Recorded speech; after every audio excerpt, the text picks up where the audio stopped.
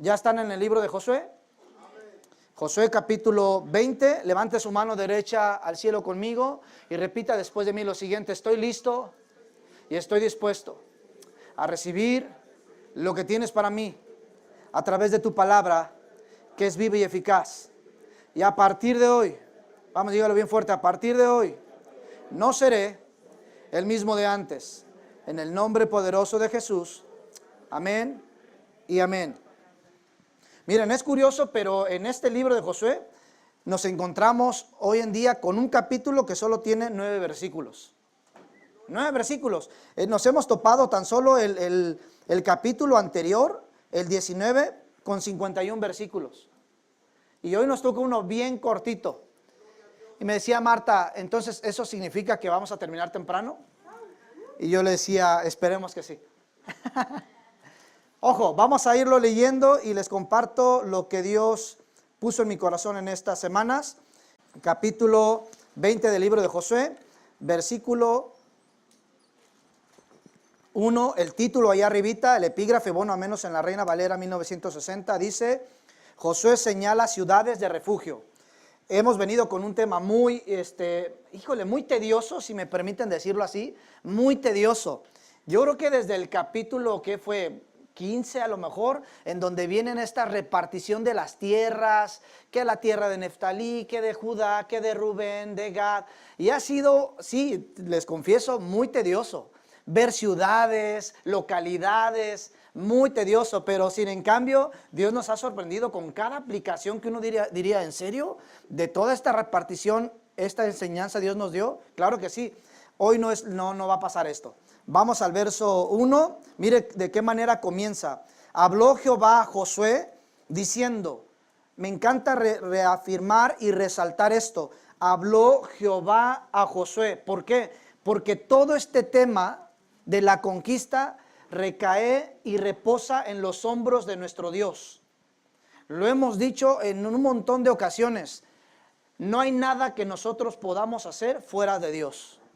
Y el apóstol Juan lo vino a decir de manera muy categórica y puntual en el capítulo 15 de su libro, en el versículo 5. Separados de mí nada pueden hacer, porque todo recae en los hombros, en los brazos de nuestro amado Salvador. ¿Cuántos dicen amén?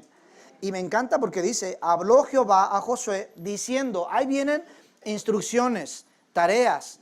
Yo puedo decir que hasta este momento ya se acabó la repartición de las tierras. Ya todas las tribus tienen un territorio asignado.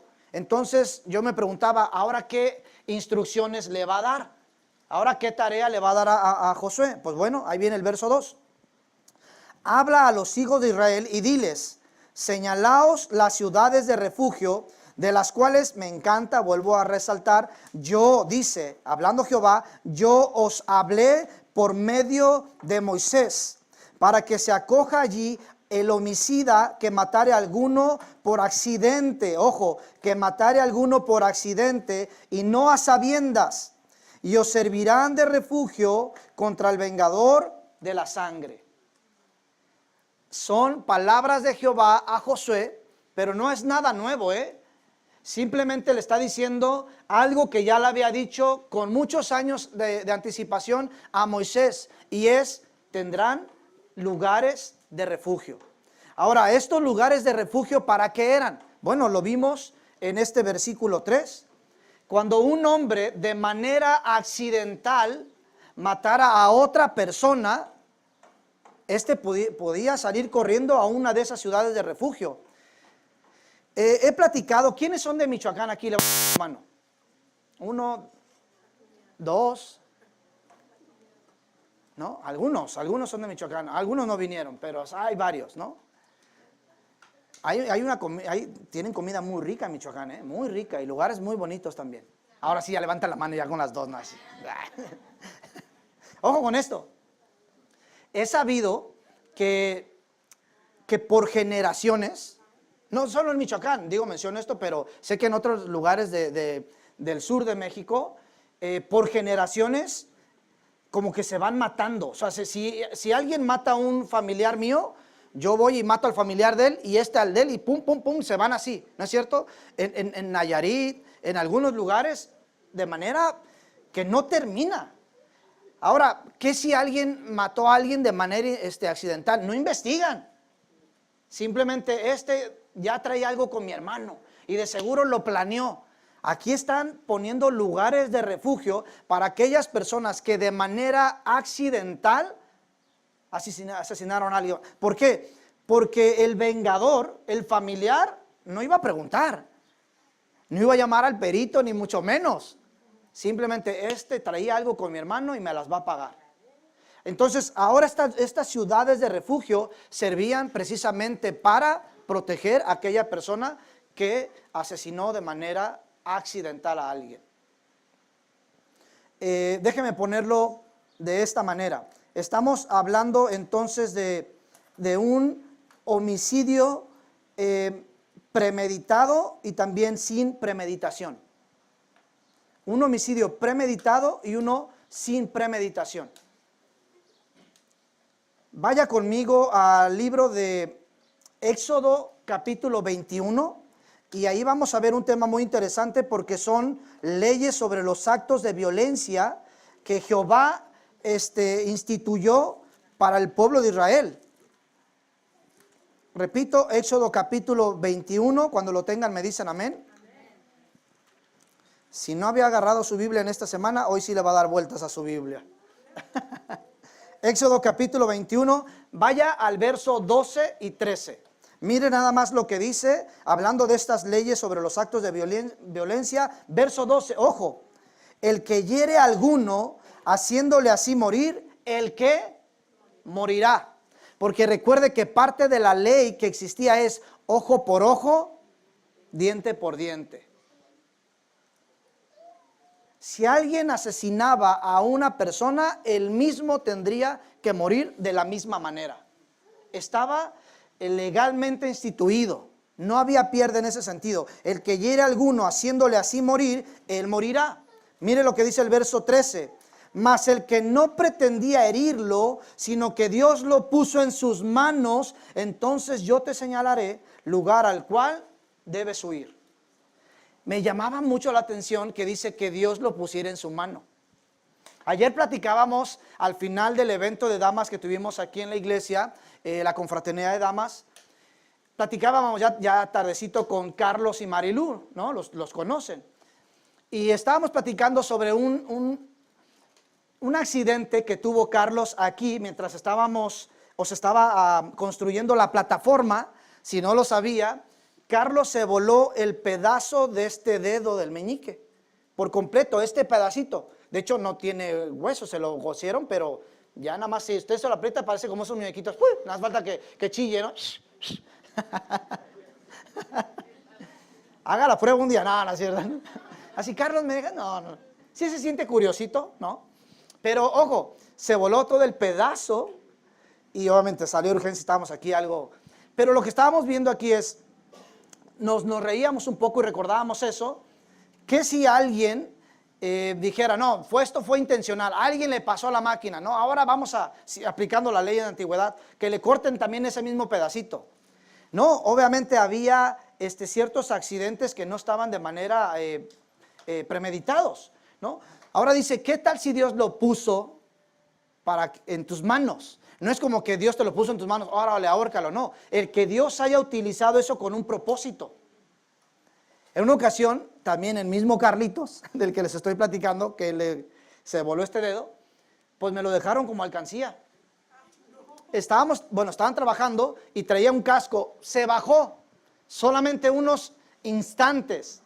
Se baja, se quita el casco y va pasando por donde estaba la construcción, se cae un martillo y el martillo le cae. No, olvídense, mi amigo quedó abierto, pero sí bonito. Vamos a lo mismo, ejemplos que uno pudiera decir, no, de seguro se lo aventaron desde arriba porque ya le traían tirria, ya le traían algo. Bueno, precisamente para esto eran los lugares de refugio. Hay algo nada más para ir poniendo las bases. Ojo con esto que voy a decir. La palabra hebrea para morada también puede traducirse como refugio. Repito, esto es clave en el mensaje. La palabra hebrea para morada también se puede traducir como refugio. O sea que esta morada esta casa, esta familia, esta congregación también se puede llamar un refugio. Y ¿saben una cosa?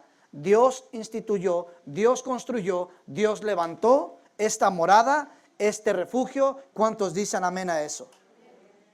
Vamos a continuar, dice el verso 4.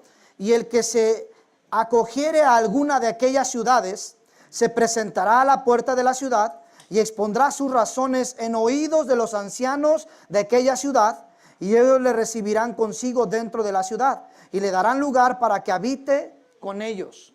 Aquí están las instrucciones de cómo se iba a dar esto. Ok, asesiné a alguien de manera no intencional, salgo corriendo a esta ciudad, a una de estas ciudades. Que ojo, en el libro de Números, capítulo 35, versos 6 y versos 13 y 15, nos damos cuenta que habían 6 ciudades de refugio. 3 del lado, digamos, este, y 3 del lado oeste del río del Jordán. O sea, antes de cruzar el Jordán y después de cruzar el Jordán. 3 y 3. Y se dice que estas ciudades estaban ubicadas en cuanto a distancia, digamos, a 40 kilómetros cada ciudad. Posiblemente menos. Y es interesante que ahorita lo vamos a ver, que estaban ubicadas en lugares altos. ¿Para qué? Para que cualquier persona pudiera ubicarlas fácilmente y pudiera llegar a ellas en el menor tiempo posible, ¿no? Entonces, las ciudades de refugio estratégicamente bien ubicadas para que todos pudieran tener acceso inmediato. Es más, se dice que preparaban los caminos hacia esas ciudades estaban bien acondicionados. Es casi como, por ejemplo, vivir en Rojo Gómez, ¿no? Y solamente la avenida principal está pavimentada, pero las demás no, ¿no? O en tu colonia donde vives, ¿no? La avenida principal pavimentada, pero ya las demás callecitas nada. Bueno, algo similar sucedía con las ciudades de refugio. ¿Para qué? Para que las personas que se movieran, se desplazaran a esas ciudades, pues no tuvieran ningún tropiezo, ¿sí? Miren nada más lo que va a decir entonces en el verso 5. Si el vengador de la sangre le siguiere, no entregarán en su mano al homicida, por cuanto hirió a su prójimo por accidente, y no tuvo con él ninguna enemistad antes, y quedará en aquella ciudad hasta que comparezca en juicio delante de la congregación, y hasta la muerte del que fuere sumo sacerdote en aquel tiempo. Entonces el homicida podrá volver a su ciudad y a su casa y a la ciudad de donde huyó. Miren, la única condición que había para este homicida que lo hizo de manera accidental, solo una condición: llegar a esa ciudad y no salir de ahí. No salir de ahí. Porque si este hombre, ay, que se me antojaron unas sabritas, voy a la tienda, y lo agarra ahí el que le trae ganas y lo mata, es libre. O sea, la ciudad de refugio es libre. ¿Por qué? Porque él tenía un lugar de refugio, pero no tenía que salirse de ahí. ¿Hasta qué dice? Hasta que el sumo sacerdote de ese momento muriera. Yo no diría, pues ¿cuántos años? Los que viviera el sumo sacerdote. Era por su seguridad, era para salvarle la vida. Ahora alguien pensaría, pero ¿a quién se le ocurriría abandonar una ciudad de refugio sabiendo que te están buscando para matar? Bueno, en el primer libro de Samuel encontramos un episodio así. Uno de los dirigentes de David, que fue puesto en una ciudad de refugio, o él corrió en una ciudad de refugio, sale de ella, obviamente manipulado porque lo querían matar, pero como estaba en una ciudad de refugio no podían hacerlo, provocan que él salga con mentiras. Obviamente fuera chicharrón, lo matan. Pero dices, oye, él sabía las normas, él sabía las reglas, pero a base de mentiras lo hicieron salir para matarlo. Así que no podía salir el que llegara a esa ciudad de refugio hasta que el sumo sacerdote muriera. Mire lo que dice el verso 7. Entonces señalaron a Cedes en Galilea, en el monte de Neftalí, a Siquem en el monte de Efraín, y a Kiriat Arba, que es Hebrón, en el monte de Judá. Y al otro lado del Jordán, al oriente de Jericó, señalaron a Becer en el desierto y en la llanura de la tribu de Rubén, Ramot en Galad de la tribu de Gad, y a Golán en Basán de la tribu de Manasés. ¿Se dan cuenta? En montañas. ¿Para qué? Para que la gente pudiera verlas incluso desde lejos. Tú vas corriendo y dices, allá está la ciudad de refugio. No había pierde. Y te imaginas un recorrido, un camino, pues bien limpiecito, sin obstáculos, podías llegar fácilmente. Yo me preguntaba, ¿por qué en lugares altos? Sí, un número uno, porque era estratégico. Pero es interesante que los lugares altos siempre han tipificado encuentros hermosos y gloriosos con Dios. Por ejemplo, tenemos el monte Sinaí, en donde Moisés recibió la ley de Dios. Tenemos el monte Moriah, donde Dios libró a Abraham de matar a su hijo Isaac. Tenemos el monte de los olivos, en donde vemos la transfiguración. Tenemos el monte Gólgota, donde crucificaron a Jesús. Siempre en los lugares altos, en los montes, es un lugar de encuentros gloriosos. Pero ¿sabe? También en los lugares altos era un lugar de idolatría. Lo vamos a encontrar en Jueces, primer libro y segundo libro de Samuel. En los lugares altos hacían idolatría. Así que los lugares altos siempre van a ser muy evidentes, muy evidentes. Mire lo que dice el verso 9.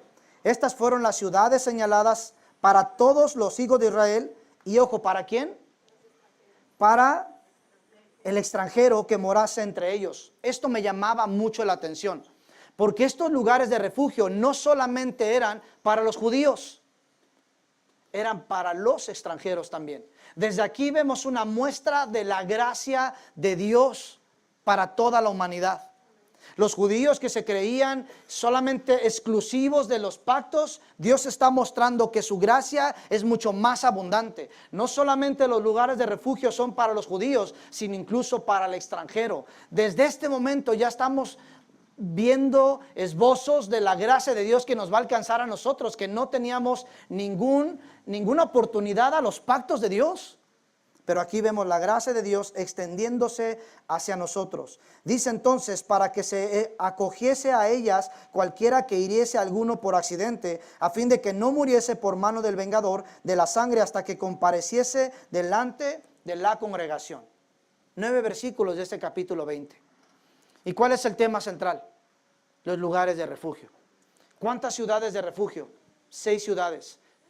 ¿Quién tenía, digamos, administración? ¿Quién llevaba la administración de esas ciudades? La tribu de Leví. En el libro de Números, en el capítulo 35, nos vamos a dar cuenta que fueron 48 ciudades que se le entregaron a la tribu de Leví. 48 ciudades. Pero de esas 48, 6 tenían que ser destinadas para o construidas como lugares de refugio. ¿Con qué intención? Ojo, de proteger al inocente. De proteger al inocente. Solamente esa era la intención, proteger al inocente. Ahora, en base a lo que les acabo de decir, que la palabra hebrea para morada es igual refugio, quiero decirles esto de parte de Dios. No abandonemos por ninguna razón ni circunstancia el refugio. Ahora, ¿somos inocentes y por eso estamos en el refugio? No. Todos sabemos que somos pecadores y todos merecíamos la muerte según Romanos 3:23. Pero Romanos 6:23 dice que la paga del pecado es muerte, mas la dádiva de Dios es vida eterna. El regalo de Dios es vida eterna. O sea, usted y yo merecíamos la muerte, pero en su gracia levantó un lugar de refugio para usted y para mí. Y hoy no tenemos ningún temor de ser asesinados por nuestro pecado, sino todo lo contrario, de recibir gracia, de recibir favor. Pero ¿cuál es, digamos, la condicionante, si me permiten decirlo así? Ir al refugio. Había 6 ciudades de refugio, 6 ciudades, pero nadie tomaba al inocente y se lo llevaban en una carroza o se lo llevaban cargando y lo llevaban a una ciudad de refugio. Él tenía que agarrar, pues nada, o sea, ¿qué vas a andar yendo por tu casa? Voy por mi credencial, nada. Ya no regresaban a su casa, vámonos. Se iban corriendo hasta llegar, no topaban, no se paraban en un Oxxo por una sodita mientras me rehidrataba, no, nada. Lo que les tomara ir corriendo hasta llegar a las ciudades de refugio. ¿Sabe una cosa? Esas ciudades de refugio están a nuestro alcance. ¿Sabe quiénes las están disfrutando? Quienes corren a ellas. ¿Sabes quiénes no la disfrutan? Quienes saben que está en la montaña, saben que está a 40 kilómetros, pero no van o no vamos al refugio. Ahora, ¿quién es el refugio? Jesús es el refugio perfecto. ¿Alguien se siente desprotegido? ¿Alguien se ha sentido desprotegido recientemente? No lo culpo si lo ha hecho. El problema no es que estemos desprotegidos, es que no hemos ido al refugio. O peor aún, es que nos hemos salido del refugio. Porque esos refugios eran inamovibles. Esos refugios eran permanentes. No eran como una tienda de campaña que se estaba moviendo de vez en cuando. No, la ubicación era exacta y constante. Igual Cristo. Cristo está como un refugio permanente, 24 horas al día disponible, porque ojo, no crean que había un horario determinado. Ok, estas ciudades de refugio abrimos de 8 de la mañana hasta 6 de la tarde. No, si alguien cometía un accidente, asesinaba a alguien a las 12, a la 1 de la mañana, esta persona podía ir corriendo, tocaba la puerta, la abrían, le hacían el interrogatorio. Ok, ¿cómo fue? No, pues fue así de esta manera, yo ni siquiera lo conozco. No sé, estaba cortando un árbol con el hacha y salió el hacha y le pegó a alguien en la cabeza y murió y me quieren quitar la vida ahora porque piensan que yo traía algo contra él. Pásale, mijo. Pero no, espérate hasta mañana, abrimos a las 7. No, nada. A la hora que llegaran. Lo mismo con Jesús. Que no les voy a pedir que levanten su mano, porque yo sería el primero en levantarla. Pero ¿quiénes de nosotros cuando estamos así agobiados, en extrema preocupación y sentimos como un empujoncito o un empujonzote, ¿no?, de parte de Dios que nos despierta, no sé, en la madrugada, 2 de la mañana, 3 de la mañana y te dice, ora. Y tú dices, ay no, qué flojera, Dios. Ora. Y tú dices, Dios, tú conoces mi necesidad. Y uno dice, está bien, voy a orar, pero con las cobijas aquí, ¿no? Aquí. Dios te dice, ponte de rodillas o ve a la sala. O levántate. Y tú dices, Dios, ya me despertaste, ya estoy orando. Déjame hacerlo de esta manera. Me gusta más esta posición, ¿no? Pero ojo con esto, mis hermanos. Cuando había una extrema necesidad, las personas corrían las horas que fueran necesarias. El refugio está ahí. El refugio es Cristo. Y está 24/7. Si alguien se ha sentido desprotegido, si alguien no se ha sentido custodiado, cuidado, repito, es que quizás no estamos yendo al refugio. Y mire, en base a esto, pensaba en uno de los cánticos de Moisés. Este cántico está si no me equivoco, está en Números 32. Y este cántico por Moisés fue expresado, obviamente le llaman un cántico, pero fue una oración de Moisés durante toda esta trayectoria por el desierto. ¿Se imaginan? 40 años deambulando por el desierto Moisés con todo este pueblo rebelde. Y resulta que Moisés se da cuenta que durante todos esos 40 años Jehová fue un refugio para ellos. Y escribe esa oración. ¿Y sabe? Esa oración, esa única oración de Moisés figura en el libro de los Salmos. Solo esa oración dentro del libro de los Salmos. Por eso también se le cataloga como un cántico. Algunos se lo adjudican a David, porque dicen tiene algunos rasgos distintivos de David, pero la gran mayoría de los historiadores y comentaristas dicen que este es un salmo escrito por Moisés. Vaya conmigo al Salmos 90, por favor. No lo vamos a leer todo, solamente quiero mostrarles el versículo 1. Cuando lo tengan me dicen amén, por favor. Salmos 90 dice, la eternidad de Dios y la transitoriedad del hombre. Mire lo que dice abajito. Oración de Moisés, varón de Dios. Oración de Moisés, varón de Dios. Y mire cómo empieza el verso 1. Señor, tú has sido refugio de generación en generación. Amén. ¿Alguien pudiera decirlo esto desde el fondo de su corazón? Señor, tú has sido refugio de generación en generación. ¿Y sabe qué es esto? ¿Sabe qué estaba diciendo Moisés con esto? Que este refugio no comenzó cuando salieron de Egipto libertados después de 430 años de esclavitud. No, ese refugio comenzó desde la promesa que Dios le hizo a Abraham. Por eso dice de generación a generación. De Abraham, Isaac y Jacob hasta Moisés. Moisés está diciendo, tu cuidado, tu protección, tu refugio ha sido desde siempre. Desde antes de que todo esto existiera, tú has sido refugio. ¿Sabe, mi hermano? A veces pensamos en qué momento Dios se distrajo y dejó de cuidarme, dejó de proveerme. No, Jehová, Jesús siempre ha sido un refugio en tu vida. De generación en generación. Mire lo que decía precisamente.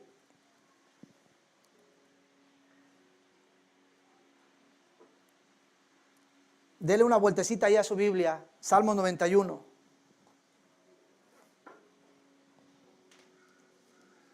Qué hermoso que este salmo no tiene un título. Bueno, me refiero a que no se lo adjudican a ninguno, pero según los comentaristas dicen que también va de la mano con la oración de Moisés. O sea, no es como lo escribió David o Coré, no.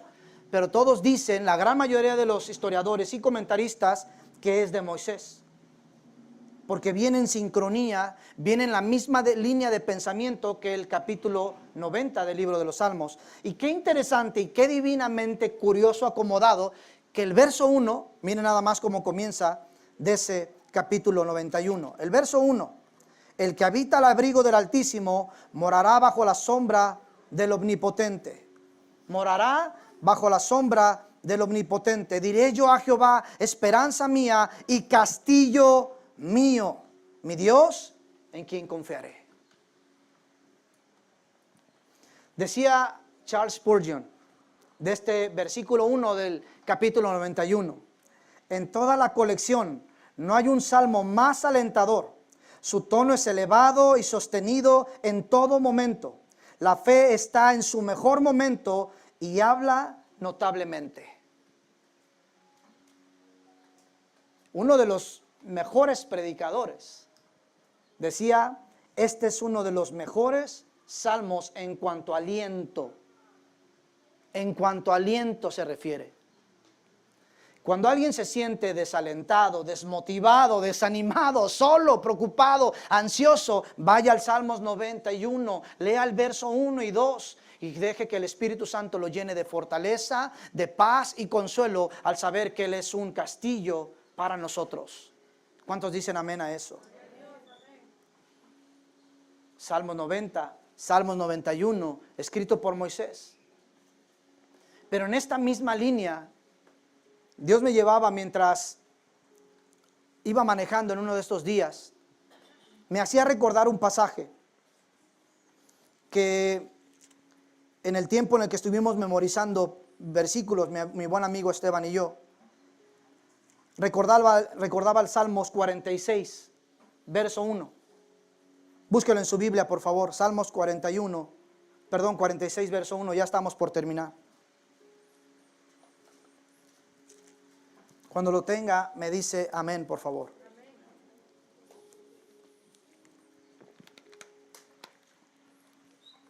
Este sí es un salmo escrito por estos músicos de Coré.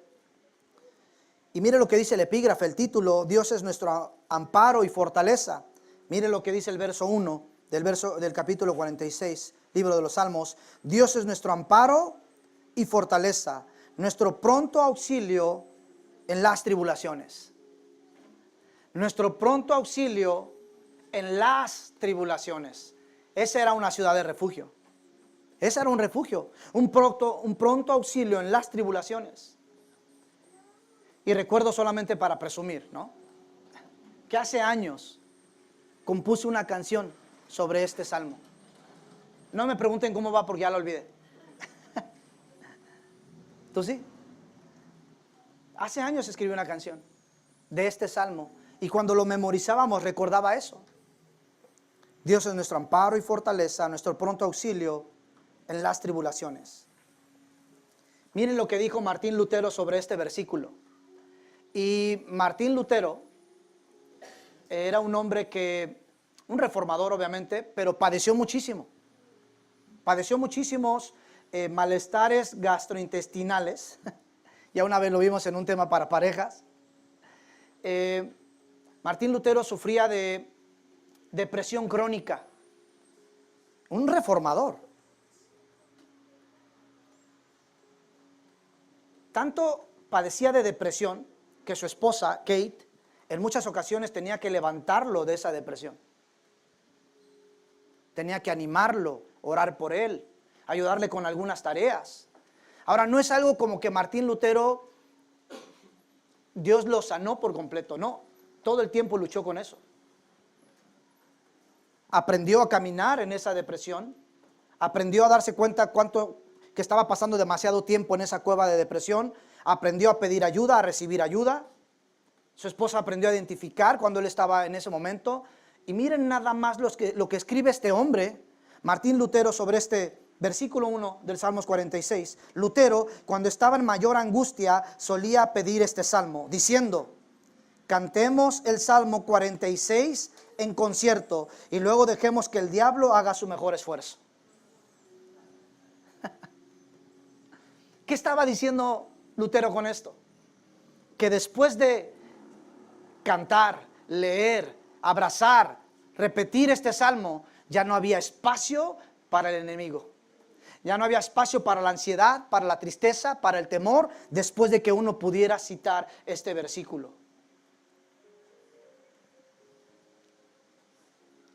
Le vuelvo a hacer esta pregunta que he hecho desde que iniciamos este mensaje.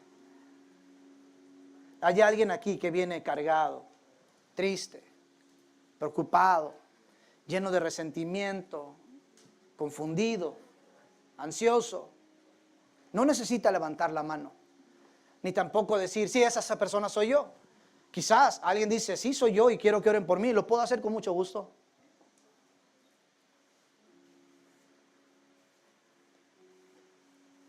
Pero estoy seguro que este mensaje es para ti. Este mensaje es para ti. Y dirías, ¿por qué no llegó antes? Porque Dios lo preparó para este día.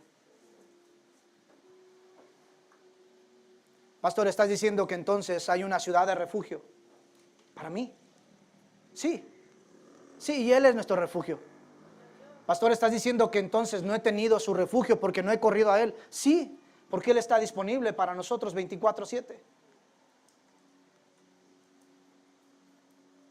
Pastor, ¿estás diciendo que a pesar de mi maldad Dios me ve como alguien inocente y me recibe en su refugio? Sí, porque recuerdes por su gracia.